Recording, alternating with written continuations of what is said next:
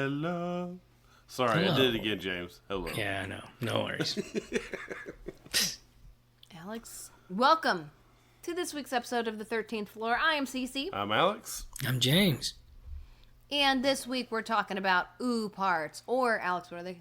Poop parts. Alex. Poop parts. I blew that one, didn't I? Out of place artifacts. Oh, Objects out of place and time. I thought you were asking me to tell you what I called it earlier today. I'm sorry.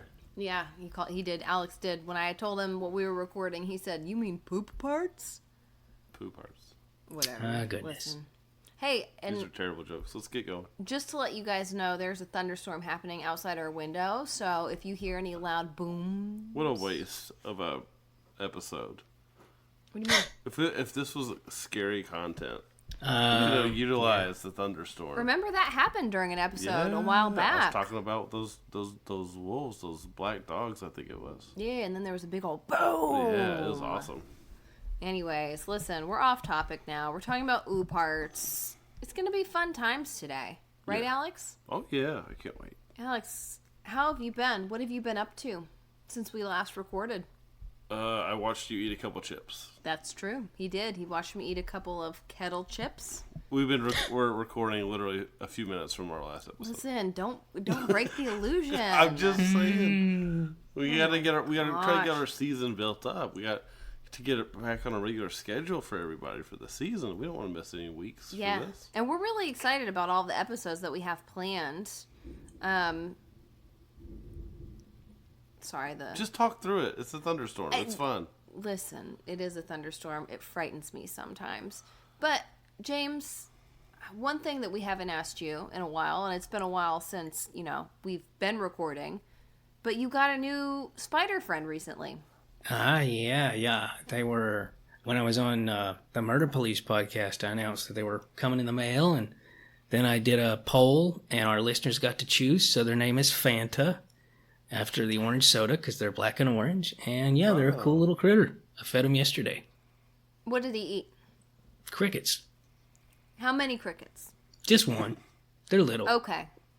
I was thinking it's probably little. So the question I always ask, compare him to the size of an object. Is he the size of a dime? Bigger than that, more like a quarter.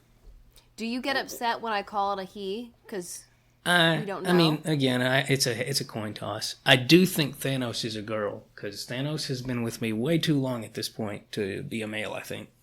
Wow. Way to go, Thanos. What do you? I know. I'm tired. Listen, I had a coffee today from a new coffee shop near us, and it made me feel crazy. So I think I'm still coming down from that. Yes. But it's time for our icebreaker. Alex, you get to think of it this time. Why? I always get made fun of when I think of it. I don't That's like true. to put that kind of effort into it. He's 'cause then I self-conscious. just get roasted. Well, it's fun for us to roast you sometimes, so go on. In last episode, I drew the axolotl skeleton, and you felt the need to make fun of it. It was cute. It was cute. Ooparts.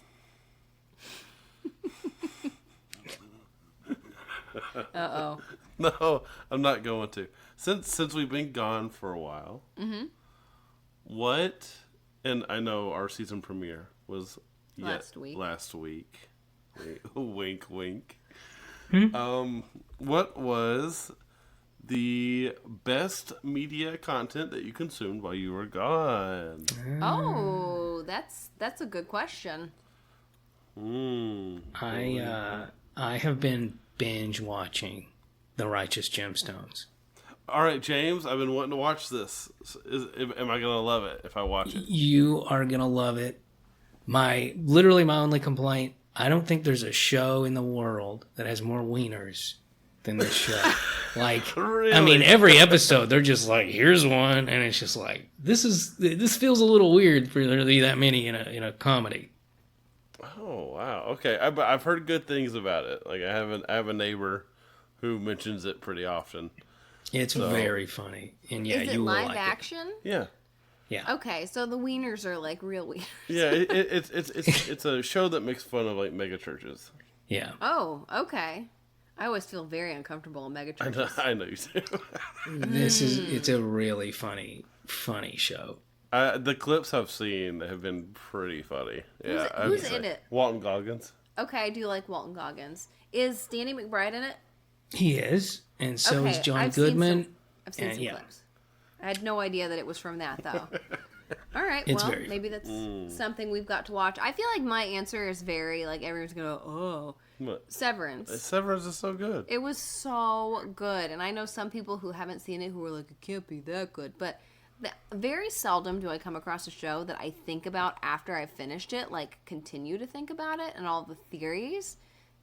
Severance is one of those shows where I'm just, like, thinking through all of the possibilities. What is happening here? What does this mean? What does that mean? And the characters are just so good, so I'm going to say Severance. Yeah, I would say, in terms of TV, I don't think there's a show right now that's better than Severance. In terms of its writing and mysteries. Like, it's got a little bit of that Lost vibe that like, people have been chasing for ever since, and no one's really quite captured it. And so, I would say Severance is probably the best TV show on right now, and I absolutely love it. I also really liked Silo. Silos were very good too. Both Apple TV. Both Apple TV. Apple TV is coming into its own. It's a shame that it loses money for Apple every year because it's actually, it doesn't have as much content, but they actually put out a lot of quality stuff. So it's like, I really like it. It makes me so happy. And Silo, I think that with this season, or the past season 2, it took a little while to get to where it's like, I want to watch this every single week, but when it got there, I'm like, yes. Yeah, it was very good. And then, I think for me, I don't know, I can't remember when our season ended. Dune Part 2 is probably my favorite movie in a while. Alex is trying to read through the Dune series right now, and he lost his book, so he bought another copy of it, and then we found his lost book. And so now he has 2 copies of Dune. And I bought my new copy because my old one was a little worn out. Like the ink had been worn off, some parts of it, from being carried in my backpack. And I was like, oh, I'll get this new one. Oh, this one got immediately destroyed. Yeah.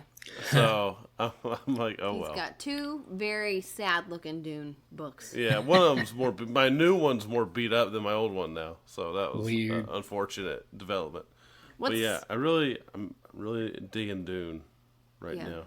Yeah, he is. What's the best book that you've read lately, James?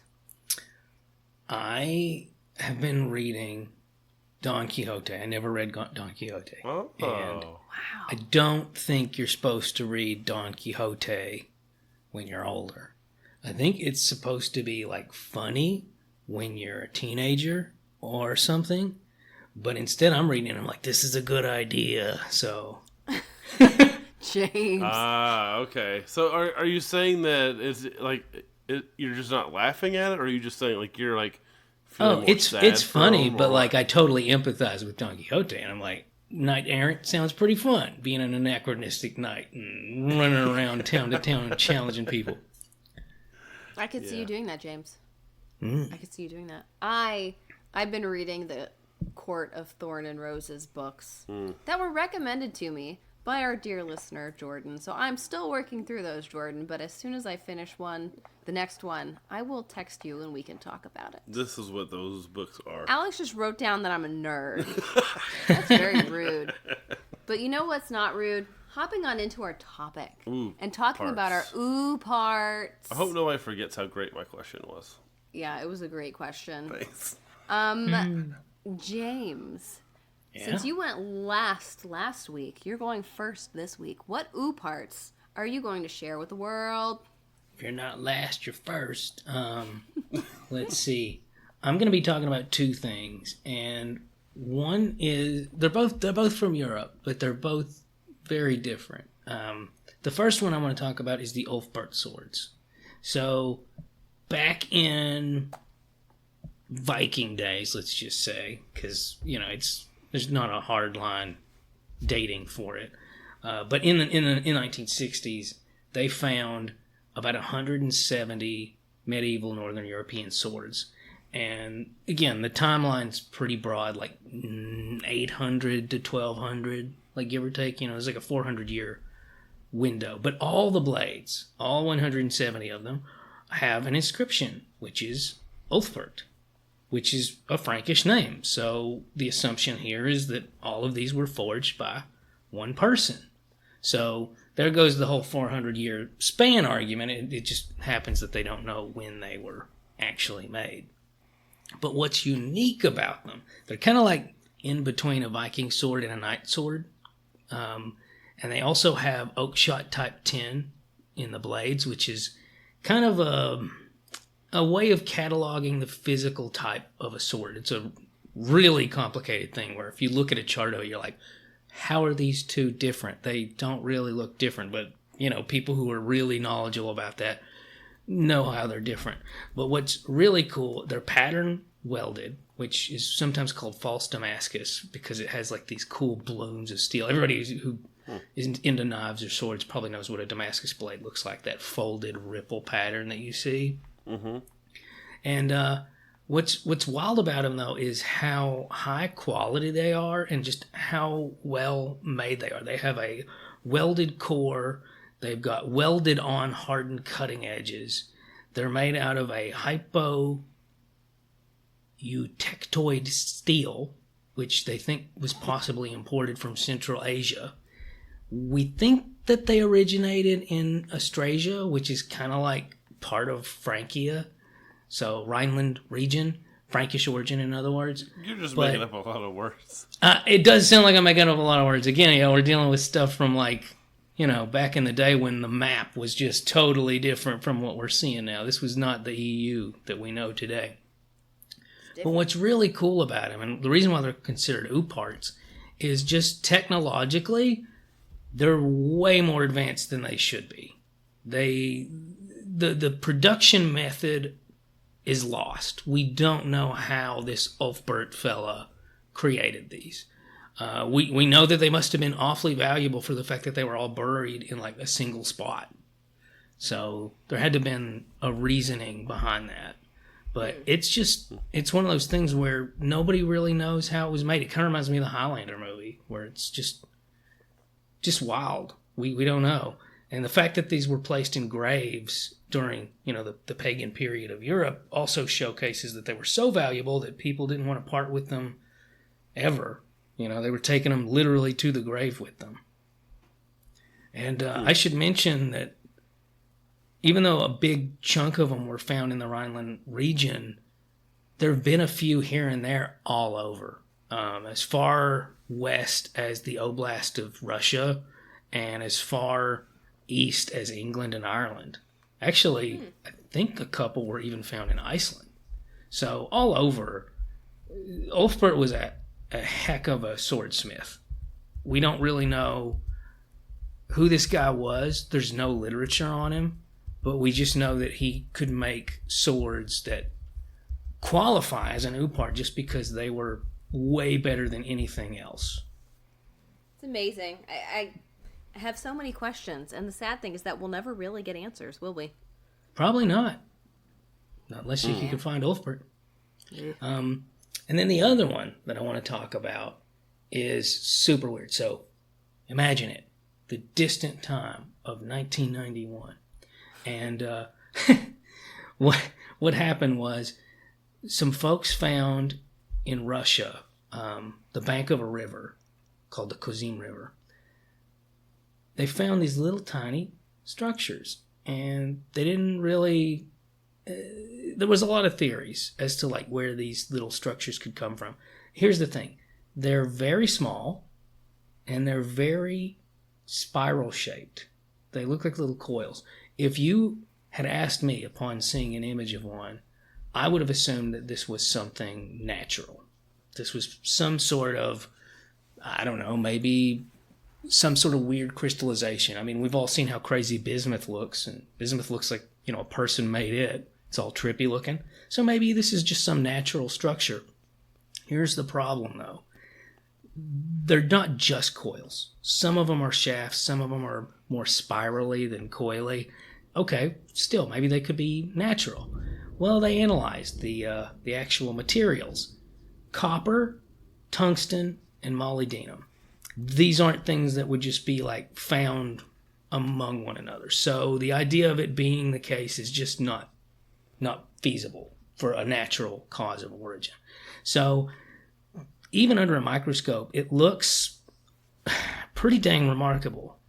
So the prevailing theory is this is some sort of like nanotech from back in the day. And how far back in the day? Well, they carbon dated it about 20,000 years ago. I just want to know, what was it used for? We don't know. One theory is that it has something to do with mining and gold excavation, because there's a lot of gold in those mountain and riverbank areas in Russia. And some people have even said, well, this is just debris from rockets being launched, because there is a space station nearby. So that makes a lot of sense. But then again, when they dated them, they're way too old to be modern, like way too old. So there goes that theory. Interesting. So there was this doctor in 96, and again, this is just one person, but Dr. Matveyeva, he's a geologist, and he's kind of a specialist in precious metals and mining and things like that.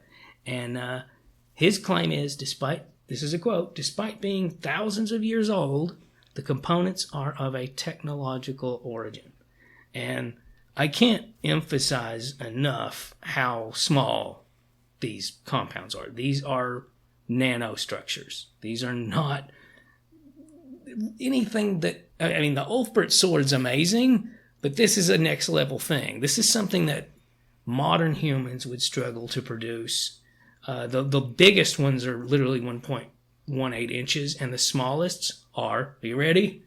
1/10,000th of an inch. Oof.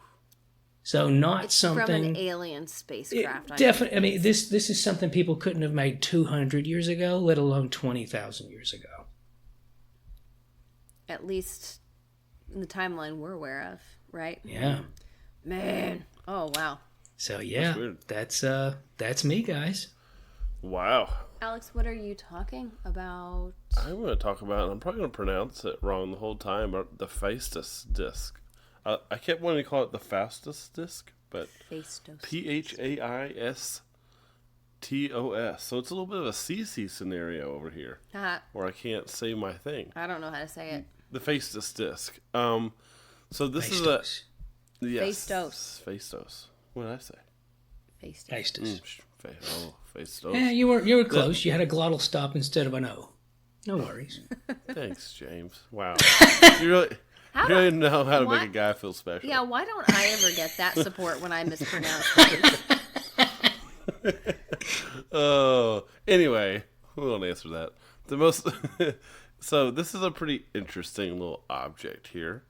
A lot of people consider this an Oopart, and I'll show you why this is considered an Oopart. And not only that, this is real. Okay.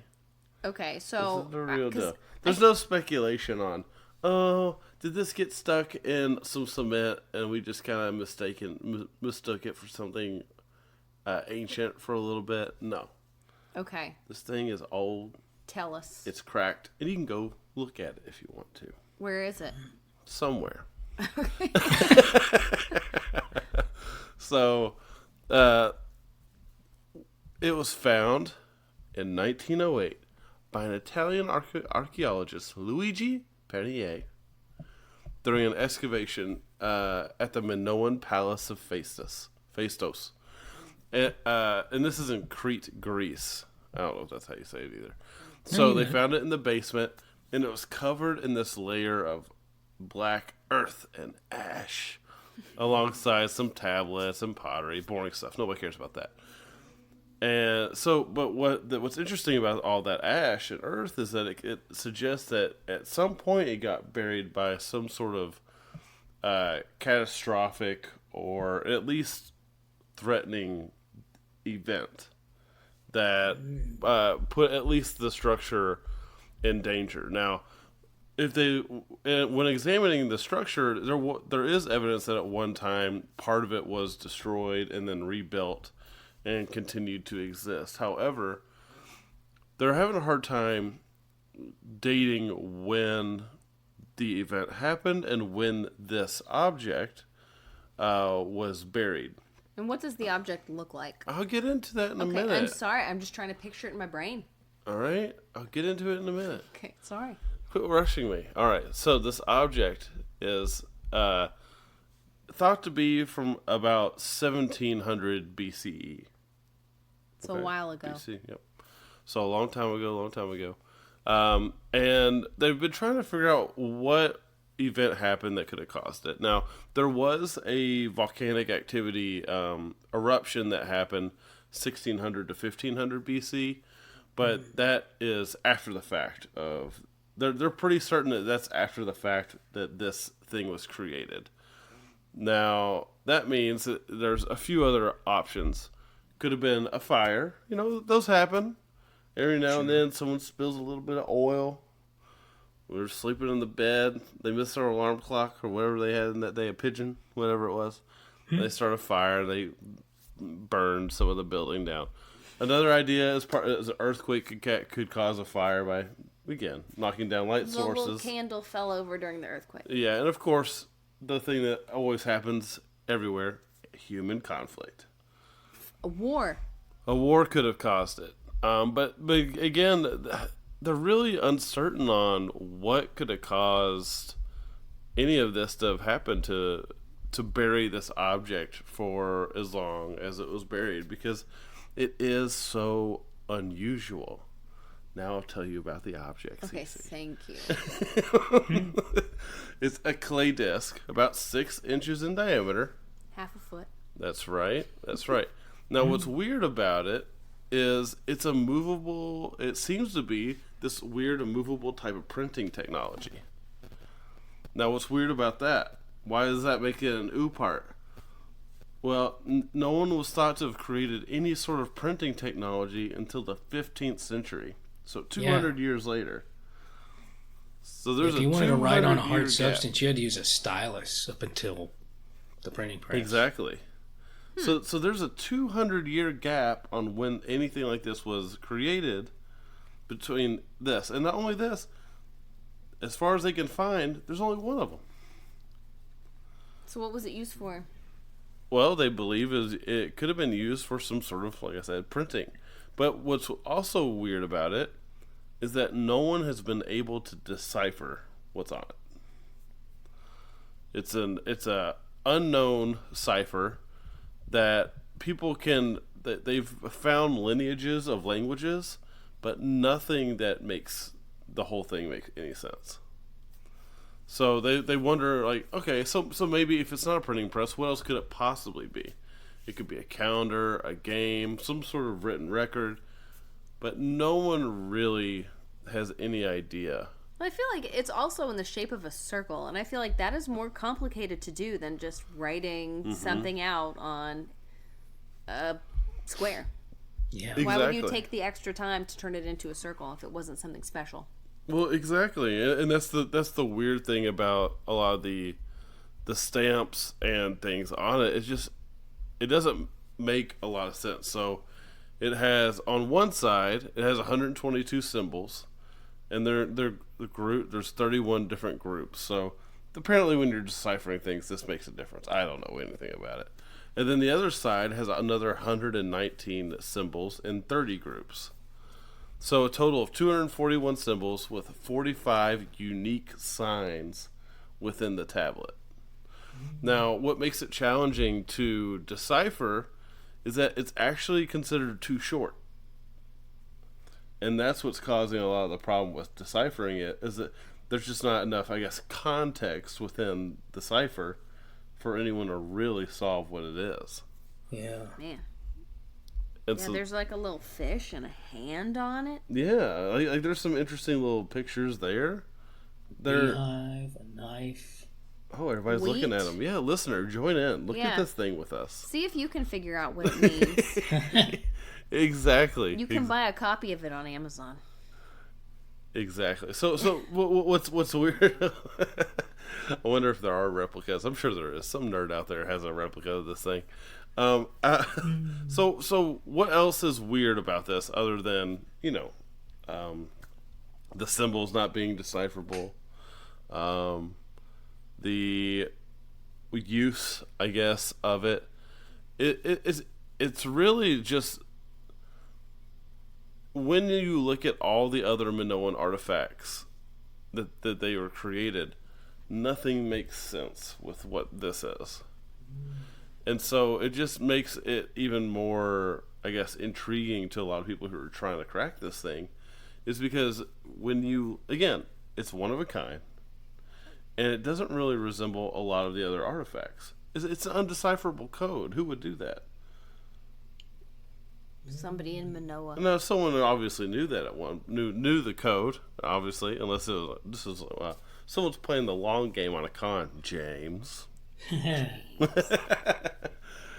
So that's where a lot of the mystery here is. Now, the nice thing about this Oopart is that, unlike a lot of them, and I can't speak to any of James because I haven't looked into them, and I don't know about yours, CC. Well, we've talked in the past about things that have kind of been debunked, but this thing is legit. Like, it exists. You can go look at it somewhere. I don't know where. I didn't look it up.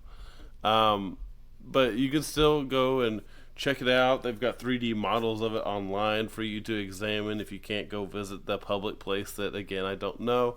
But, if someone wants to commit their life to this and they crack this little code and they find out that it just says, like, jelly bean 5 times or whatever, I encourage our listeners to do so that way we can get at least a little bit of credit. Like those murder podcasts. Yeah, what if where they inspire someone to solve the murder? Yeah. That's what I'm hoping happens here. We inspire a listener to look into the Phaistos disc. Exactly. And then when they're accepting their prize, your prize. Yeah, I'm talking to you. You're listening right now and you're going to go and do it. They're going to say thank you to the 13th Floor podcast for bringing this Oopart to my attention. Yeah.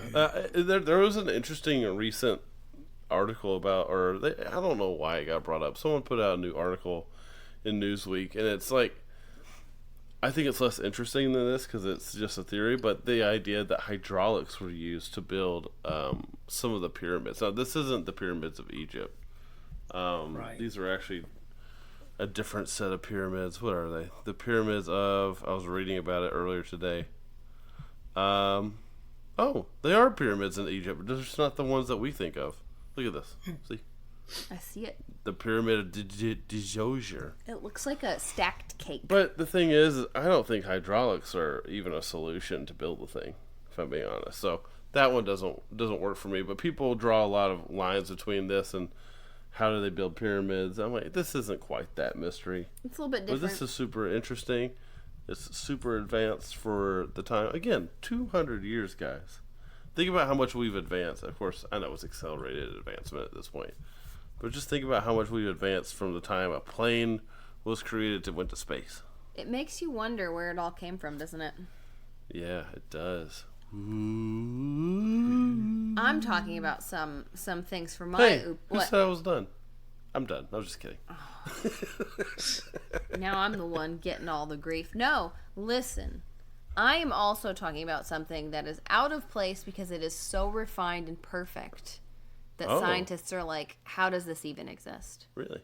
And Ooparts, they really bother me to some extent because I feel like in a lot of cases, Alex, you were just saying, there's a reasonable explanation for what has occurred and what has happened. Mm-hmm. And in this case, I'm just like, there's some guesses, but none of them make sense to me.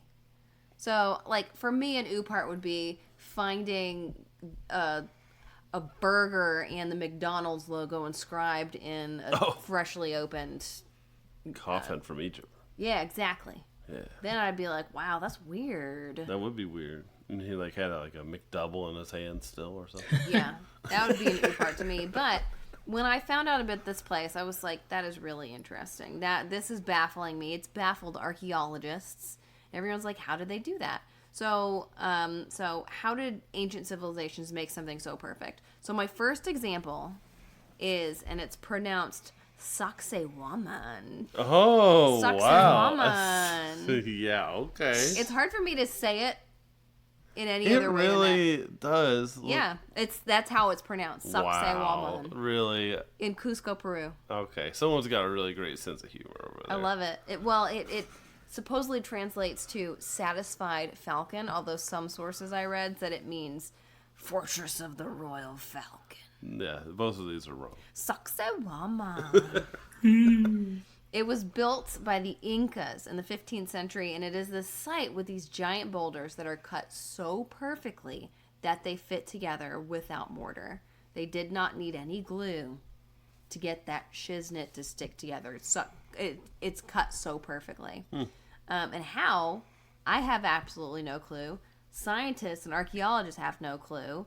They're like giant puzzle pieces. And when I say giant, I really mean giant because they're like, are these boulders that weigh 100 tons. They're massive. But here's the thing with Sacsayhuaman. I feel like Maura Rose speaking in Schitt's Creek.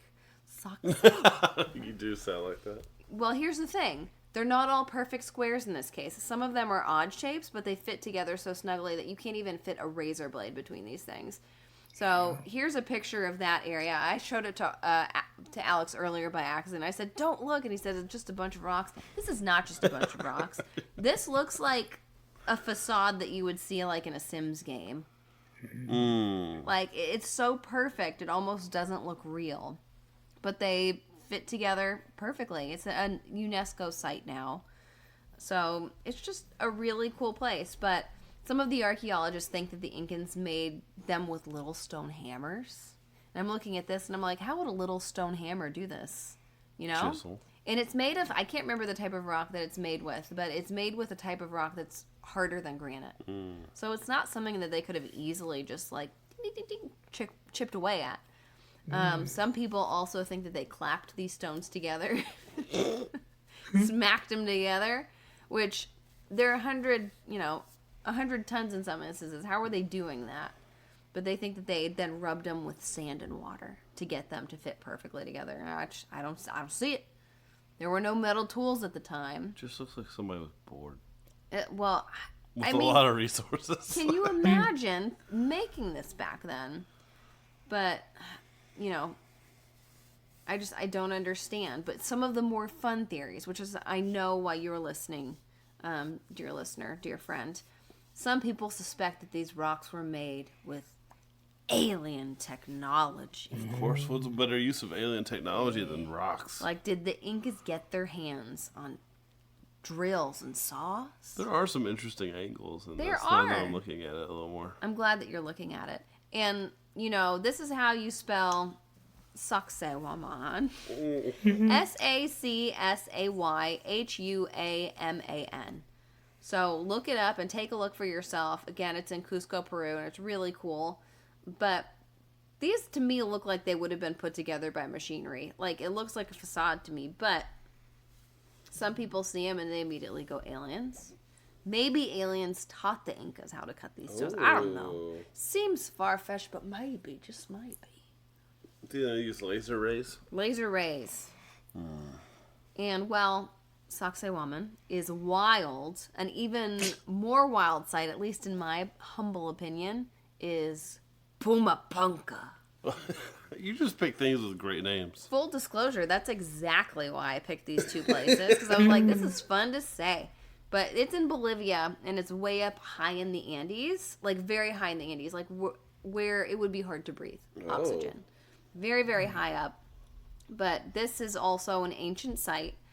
And it's shocking when you look at the precision and the symmetricalness, is that even a word, of these rocks that were cut together. Like straight lines, flat all over, right angles. And some of them are drilled with little holes, and they're uniform and perfect. And some of these giant blocks, similar to Sacsayhuaman, are over 100 tons. So they're very, very heavy rocks. So when I saw them, I immediately thought that they looked like 3D printed pieces. And here, Alec, here's a picture of those. Oh. It looks like, to me, occasionally you'll run past an abandoned place. Obviously, this is abandoned. It's a UNESCO site. But they're squares and How rectangles old that is are cut this? into things. I can't remember. This off is the top so of my head. weird. It's believed to have begun after 536 AD. So it was a very old little place. Wow. Very old. But it's amazing when you look at the ruins. Yeah, they are. Yeah, I think it's really, really cool. And when I see this, I'm like, there's no way that people were able to make this way back when. The perfectness of these stones and the cuts, I don't understand how they could have possibly done this. And I know we've talked about some places in the past where there are these beautiful, ornate statues of people. And it's like, how did they make these sculptures way back when there was hardly any technology to have done so?